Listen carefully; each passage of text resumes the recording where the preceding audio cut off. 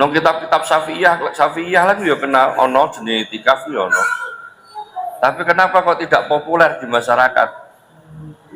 Malah nak malam 27 malah sholat tasbih. Ya, saya pribadi nggak pernah mendapati apakah Nabi itu pernah sholat tasbih di 10 akhir bulan suci Ramadan ini.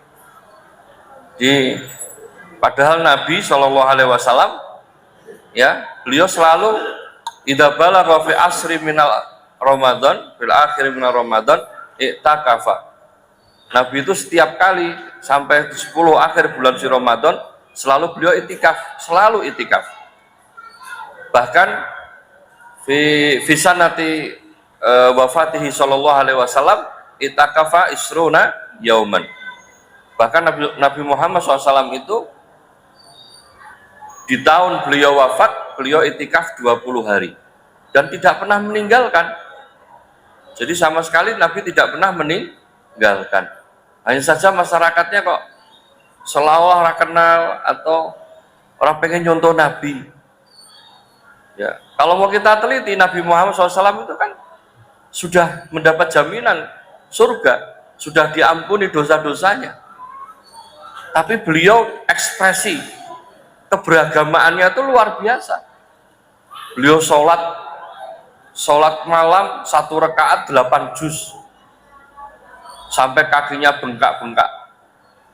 Ketika ditanya oleh Aisyah, jawabnya afala akuna abdan syakura. Tanya oleh Fatimah, tidakkah aku boleh menjadi hamba yang bersyukur? Oleh karena aku dijamin surga itu aku ngelakoni iki gitu. Ya mungkin jenengan bisa jawab, oleh aku ora dijamin surga maka orang lakoni iku ngono. Ya iso ngono. Ya. Nah aku dijamin surga aku ngelakoni iku ngono ya. Iya. Ya. Jadi ya mestinya gak ngono. Kiasnya kudu kias aula. Wong nabi sing dijamin surga nglakoni ngono, apa meneh awake dhewe sing rano jaminan surga kudu luweh daripada ngono. Ya, itu cara berpikir yang benar gitu namanya kiasul aula. Terus kenapa harus itikaf? Di sini disebutkan waradat ahaditsun fi fadlil itikaf bayanu thawabi ila annaha kulluha dhaifah aw mawdu'ah. Unik ini. Nabi ra tau ninggalo itikaf, tapi hadis-hadis yang berbicara tentang keutamaan itikaf semuanya dhaif bahkan maudhu. Aneh.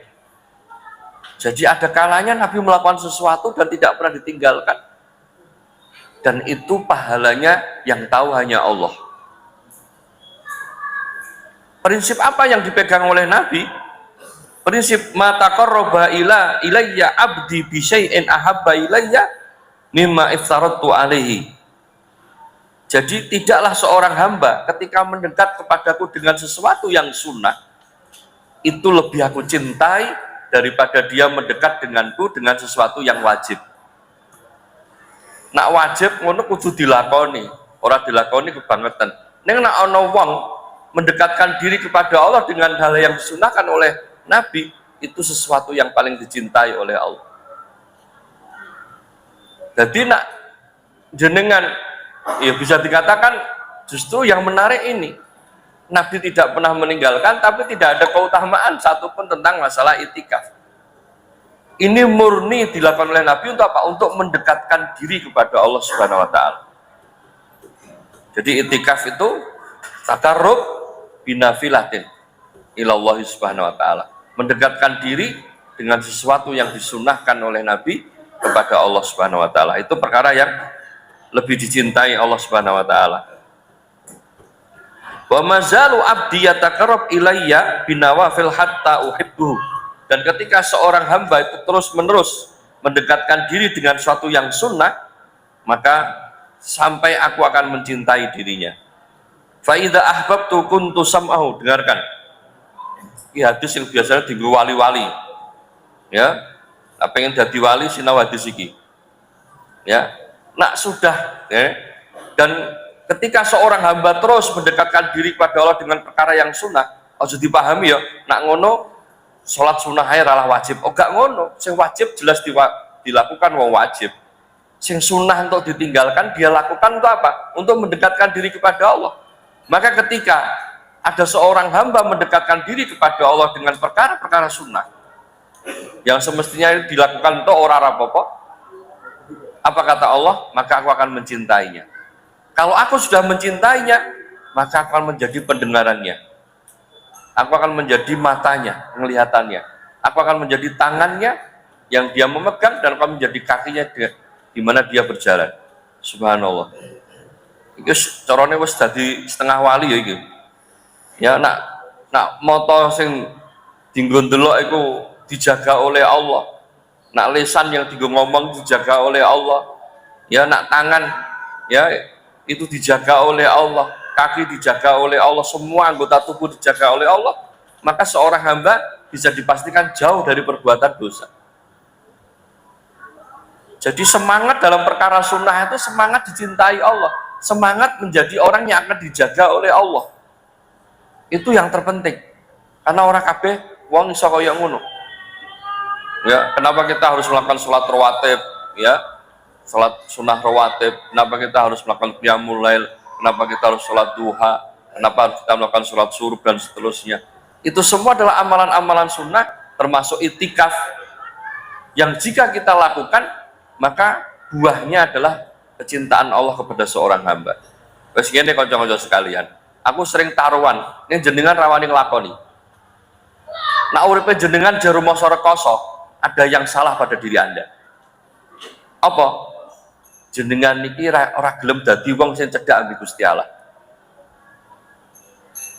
Ora ana hambane Allah sing cedhak ambek Gusti Allah rekoso ki ora ana, sekalipun hidupnya sulit.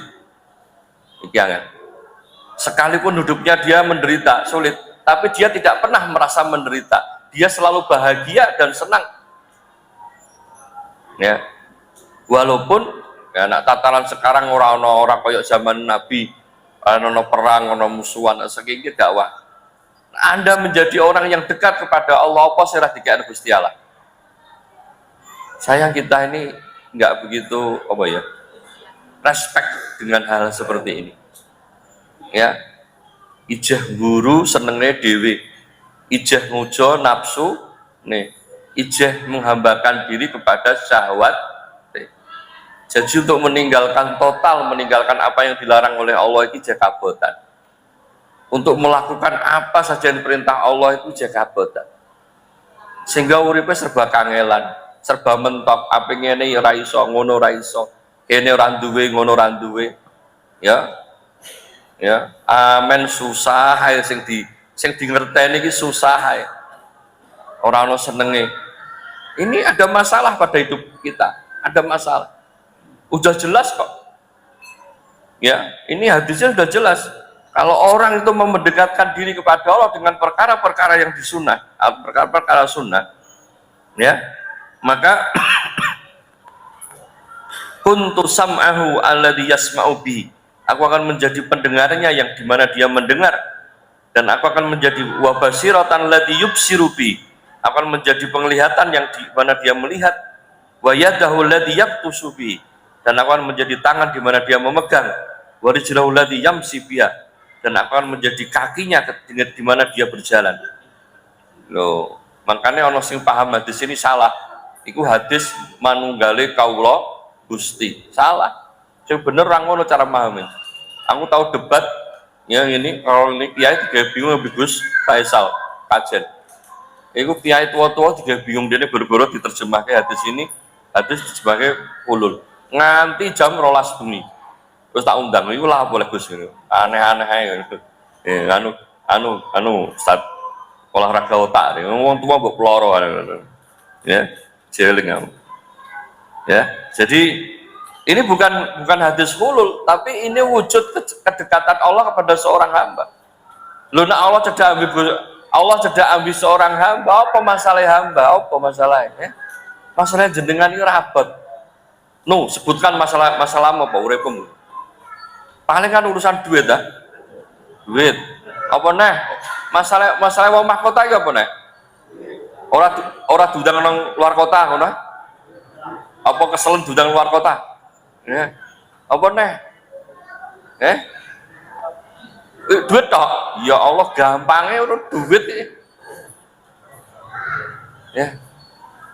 Salah, jenengan iki salah. Umure kok golek duit iki salah. Ya makanya jenengan terus juga judek duit akhirnya. Ya. Jadi masalah kita hadapi itu tidak serumit masalah-masalah para nabi. Ya. Bagaimana Allah harus menciptakan Adam tanpa bapak, tanpa ibu, menciptakan Hawa, ya tidak ada unsur perempuan, menciptakan Isa tidak ada unsur laki-laki, menyelamatkan Adam dari tungku api yang sangat panas, selamat, orang kobong sedikit pun. Nah itu masalah susah, rumit itu, ya rumit. Ya. Ingat ya, nah orang cedak ambi Gusti Allah seperti dekatnya Maryam kepada Allah Subhanahu wa taala, maka Maryam itu dijamin oleh Allah hidupnya. Maka setiap hari Maryam itu bisa makan makanan buah-buahan yang tidak pada musimnya. Makanya ketika Zakaria masuk ke kamarnya Maryam, karena Zakaria yang didik ya, yang dapat amal untuk mendidik Maryam. Maryam tinggalnya nang mihrab masjid. Ya rumah yang samping masjid. Ya, Zakaria ini heran, loh, Maryam, ini buah-buahan kon di orang musimnya kok ononong, ini jawabnya apa? Anna lagi hada kola hada min indillah. Ini dari Allah Subhanahu Wa Taala. Ini dari Allah Subhanahu Wa Taala. Ya, terus apa kata Zakaria? Wah, nak ngono, aku tak jajal donga duwe anak. Tapi piye yo, aku wis tuwa bojoku mandul, piye ngono? Aku wis tuwa bojoku mandul. Iku nak logikanya menungso, selalu ada masalah dalam hidup itu. Tapi bagi Allah tidak ada yang mustahil. Maka ketika mada Zakaria robbahu, ya, ketika Zakaria berdoa kepada Allah untuk mendapatkan keturunan yang soleh, maka Allah perintahkan malaikat untuk memberikan kabar gembira kepada Zakaria. Inni ubasyiruka bi ghulamin ismuhu Yahya. Wahai Zakaria, Allah kabarkan gembira kepada kamu kalau kamu itu akan dua anak jenenge Yahya. Zakaria pun bingung, loh kok iso? Kok iso? Cirine apa? Cirine apa aku nak dua anak? Sing kok titeni. Terus satu waktu kamu ujuk-ujuk ora iso ngomong. Dan itu terbukti. Ya artinya Allah bikin mudah lah urusan Zakaria nggak punya anak. Ketika dia berdoa dan dekat kepada Allah. Teman-teman juga ingat ya, cerita itu harus dijadikan kaedah ya, bukan cerita itu cerita tok. Bagaimana Fir'aun ketika mimpi dia melihat ada seorang laki-laki yang menghancurkan kekuasaannya.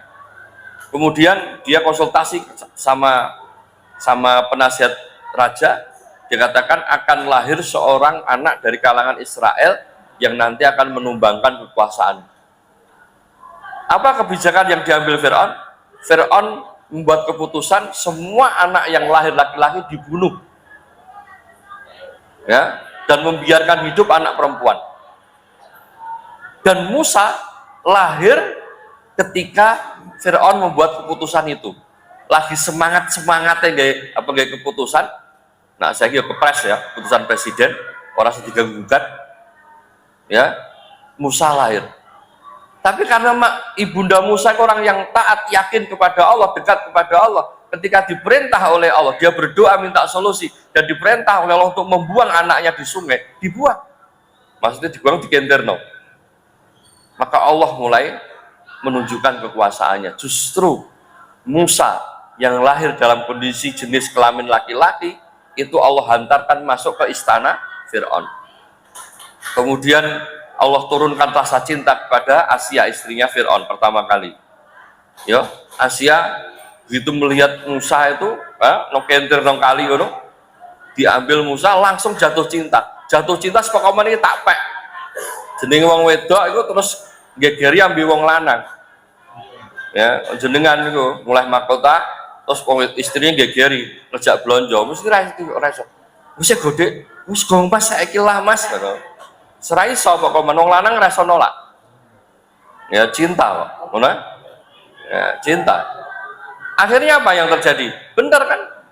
Begitu si Asia ini ngerengek untuk Musa ini apa? Diangkat sebagai anak, Fir'aun lali keputusannya. Yos, ya usah. Tidak hanya itu, Musa bikin repot, bikin geger kerajaan ketika itu. Di mana Musa disusui oleh wanita manapun nggak mau, sampai wah Fir'aun itu cara turu ya kebribenan lah, melekan. Dia anak cilik ora gelem turu kan, akhirnya ya melekan, ora dong ganggu iki. Nah, akhirnya mendengar di seberang sana ada seorang ibu yang habis melahirkan, tidak lain tidak bukan adalah ibunda Musa. Maka dipanggillah ibunda Musa ke kerajaan. Begitu Musa ketemu ibunya, celakep meneng ya. Asia seneng, Fir'aun yang guyu karena Musa gelem meneng. Akhirnya ibunda Musa kon tinggal nang kerajaan, dikasih gaji, urip ambi Musa. Coba logika apa yang Anda bisa pikir dengan kekuasaan Allah? Mestinya Musa dipateni, mestinya ibunya Musa menderita karena kehilangan Musa, tapi karena dekat kepada Allah, karena Allah tolong, tidak sejuta cara Allah akan hadirkan. Justru ibunda Musa bisa hidup di kerajaan mewah dengan fasilitas yang mewah, tinggal sama Musa dan mendapat gaji, dapat upah dari Fir'aun. Coba bayangkan. Yo nak logika kita kan enggak, wah ora iso. Wong urip kudu nyambut gawe, ora nyambut gawe ora ngamah. Ora obah, ora mamah, ngono. Awa ngono. Nek kon salat wegah, teori ini bener. Nek kon cedak ambi Gusti Allah mo, sing digedhekno uteke. Logikane sing digedhekno logikane. Ana wektu ki aja tunggu itikaf, nggo nyambi ke Grab entuk duit kok itikaf. Wong Islam ki aneh. Oh bodoh kudune wong Islam sing sukses usahane. Orang malah Cina. Ya, sing bodoh kok misalnya mereka. Ya sing duitnya akeh kok mereka. Wong Islam mau itikaf. Salah logikane ngono. Nah, itu cara berpikir selalu logika yang didahulukan. Nah, ini yang menjadikan umat Islam itu akan ditinggal jauh ya, orang diwedeni musuh ya kekuatannya jadi lemah karena tidak ada kedekatan diri kepada Allah Subhanahu wa taala. Nah, ini yang menarik dari itikaf. Jadi karena itikaf kurang keutamaannya tapi Nabi tidak pernah meninggalkan, berarti dari something, bahasa saya gitu. Ada sesuatu yang istimewa di itikaf. Ya, itu apa? Mendekatkan diri kepada Allah Subhanahu wa taala. Ya. Kalau jenengan pun cedak njaluk apa ayo gampang gitu loh.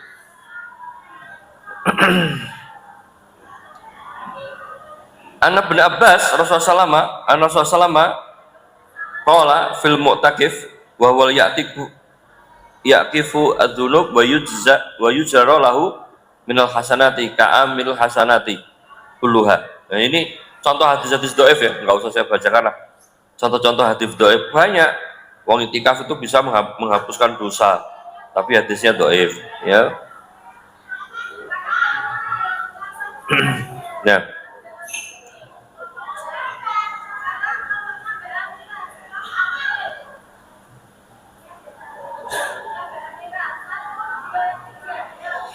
hal yang kedua, apa dasar Nabi itu semangat untuk itikaf? Ya karena ada Lailatul Qadar. Karena ada Lailatul Qadar. Maka Lailatul Qadar ini yang harus kita cari. Allah SWT berfirman, "Inna anzalnahu fi lailatul qadari wa ma adraka ma lailatul qadar." Ayatnya kok berubah? Lailatun khairun min alfi syahr. Ya. Jadi Allah turunkan Al-Quran itu ketika pas Lailatul Qadar. Tentunya di Ramadan ya, tentunya di Ramadan. Ya. Tentunya ketika Ramadan. Dan orang yang pas ibadah, pas itikaf kok pas ibadah, pas ketepaan untuk Lailatul Qadar, maka dia akan dilipat gandakan amalannya seperti orang beramal 83 tahun lamanya. Ya 1000 bulan itu sama seperti 83 tahun. Ya. Nah, inilah yang menyamakan amalan umat Nabi Muhammad dengan umat-umat terdahulu. Kalau umat-umat terdahulu kan seperti umatnya Nabi Nuh misalnya ya, ketika dikasih berita nanti akan datang sebuah zaman ada umatnya seorang rasul, seorang nabi itu yang umurnya 60 sampai 70. Apa komentar umatnya Nabi Nuh? Ya, wallahi law adraku hadzal zaman la ja'altuha sajadatan wahidah. Demi Allah, kalau aku ketemu zaman ini, kalau ketemu nabi itu, kalau ketemu waktu itu, maka aku akan jadikan 60-70 tahun itu untuk sujud sekali. Sujud sekali ya cukup, karena umurnya panjang-panjang, gitu loh. Lah bagaimana umatnya Nabi Muhammad bisa menyamai? Ya seperti ini. Ada keutamaan Lailatul Qadar, ada keutamaan sholat jamaah, ada keutamaan misalnya nanti ketika di umrah misalnya di Masjid Haram itu juga dilipat gandakan pahalanya. Ketika Ramadan juga dilipat gandakan pahalanya. Puasa itu semua amalan itu dilipat gandakan 10 kali lipat sampai 700 kecuali puasa. Allah akan lipat gandakan sesuka Allah. Ya, ini dalam rangka umat Nabi Muhammad bisa menyamai umat-umat terdahulu yang usianya panjang. Ini subhanallah, kita bersyukur jadi umatnya Nabi Muhammad. Maka saudara sekalian, mari itikaf ini kita jadikan sebuah kesadaran. Ya, ojo sebuah kebijakan. Nah, lembaga kebijakan. Nah, jenengan itu harus punya kesadaran. Dan ini baru hari pertama, nanti 10 hari sisanya harus dihabiskan untuk nong kene, untuk nong kampungnya, kan gitu. Yang penting di situ mestinya ada teman-teman yaumi, bawa mahkota, bawa BMT, bawa LPIT, kudune masjidnya yang makmur, kudune masjidnya yang menghidupkan malam-malam Ramadan. Jadi pelopor. Aja malah melok-melok wong kampung, agar baru sholat isya terus ditutup separuh masjidnya terus udut gini di pojok. Nek mati urap yo ngene tok Kang yo. Iki seorang putus asa. Ya. Nah, jadi itulah teman-teman sekalian alasan kenapa Rasulullah SAW itikaf. Satu, mendekatkan diri kepada Allah, kedua di situ ada Lailatul Qadar. Maka silahkan ya, semoga Lailatul Qadar itu urusannya Allah, rahasia, waktunya dirahasiakan, kita nggak tahu. Kita berdoa aja. Tapi yang jelas Nabi Muhammad SAW mengatakan man hurima khairaha hurima khairakulum. Orang yang diharamkan atau orang yang tidak mendapatkan Lailatul Qadar, maka dia diharamkan dari kebaikan. Maka juga sih Ramadan tahun ini kita kelewatan. Goro-goro hanya ngujo perasaan males saja.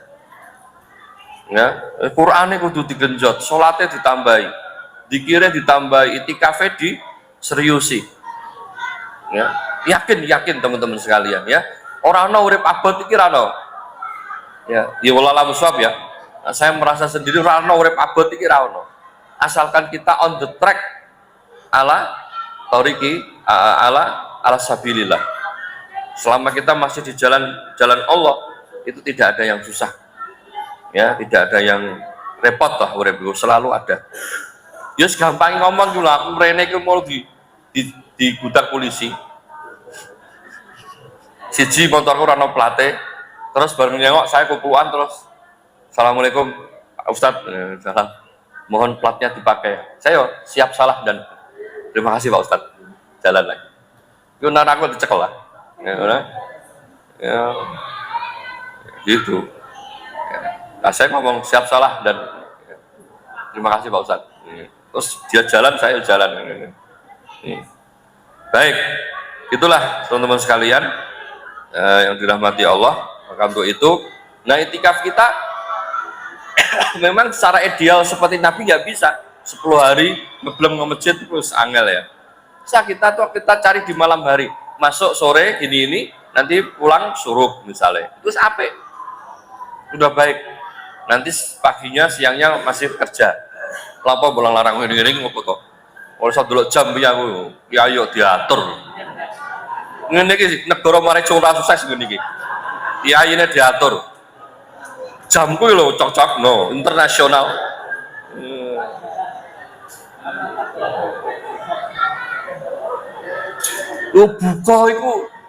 Buka iku jam 5.40 iki kurang 5 menit terus ngene-ngene ngopo to? Patang puluh loro Bu Goy.